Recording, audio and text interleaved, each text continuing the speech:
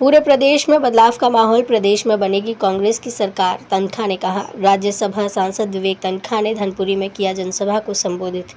शहडोल जिले की जैतपुर विधानसभा से कांग्रेस प्रत्याशी उमा ध्रुवे के प्रचार के लिए एक दिवसीय दौरे पर राज्यसभा सांसद विवेक तनखा ने धनपुरी में आयोजित जनसभा को संबोधित किया, जहां पर उन्होंने लोगों से कांग्रेस को वोट देने की अपील की है। उन्होंने कहा कि निश्चित रूप से प्रदेश की जनता भाजपा के कुशासन से तंग आ चुकी है और आगामी विधानसभा चुनावों में भाजपा को सबक सिखाएगी। पत्रकार वार्ता में लगाए कई आरोप।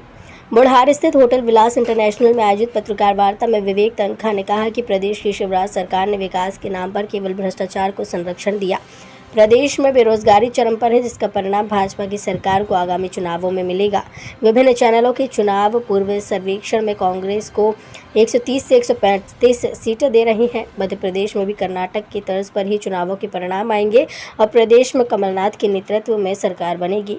इस अवसर पर जैतपुर से कांग्रेस की प्रत्याशी उमा ध्रुवे, जिला कांग्रेस कमेटी शहडोल के अध्यक्ष सुभाष गुप्ता, जिले के कार्यवाहक अध्यक्ष बालमीत सिंह खनूजा, नगरपालिका धनपुरी के उपाध्यक्ष हनुमान खंडेलवाल, ब्लॉक कांग्रेस कमेटी बुढ़ार के अध्यक्ष सुजीत सिंह चंदेल और कांग्रेस के कार्यकर्ता मौजूद थे। इन छोटी बातों को लेकर विचलित नहीं हुई। जीत और हार जनता डिसाइड करती है। किसी के विवेक तनखा के आने न जाने से फर्क पड़ता है। मेरा एक जीत जब भी जीत हुई है तो पब्लिक ने एक वेव आती है, पब्लिक पार्टी को जिताती है, चेंज लाती है। जो आज बदलाव का जो वातावरण है उसमें ये जो आप जो त्रुटियां दिखा रहे हो, इन त्रुटियों से फर्क नहीं पड़ेगा।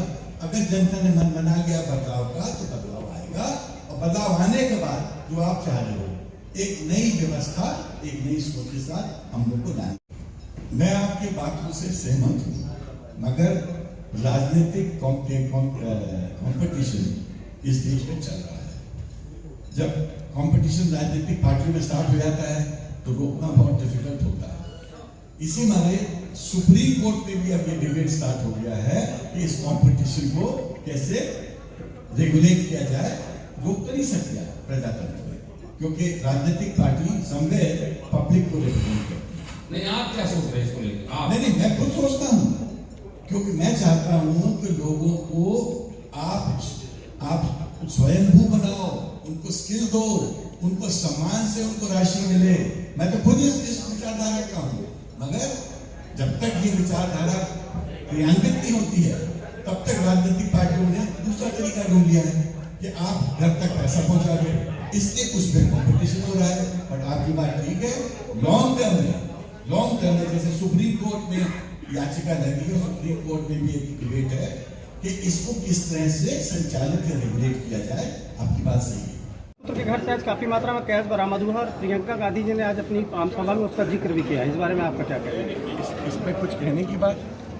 अरे भाई, अगर कोई चीज़ सामने आई है तो ये सरकार का कर्तव्य होता है, जो सरकार की एजेंसी है उसका कर्तव्य होता है, और इलेक्शन कमीशन का कर्तव्य होता है तो उसके तहत जाके तहकीकात करें, जानकारी प्राप्त करें, और अगर सच पाया जाता है तो दंडित किया जाता है।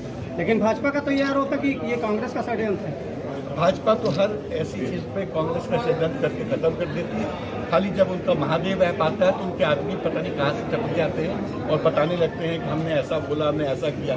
भाजपा की एक प्रॉब्लम है, अपनी चीज़ों को छुपाना चाहती है और दूसरों के लिए मनगढ़ंत कहानी बताना चाहती है। तो ऐसी पार्टी के साथ डिस्कस करना भी बहुत डिफिकल्ट है।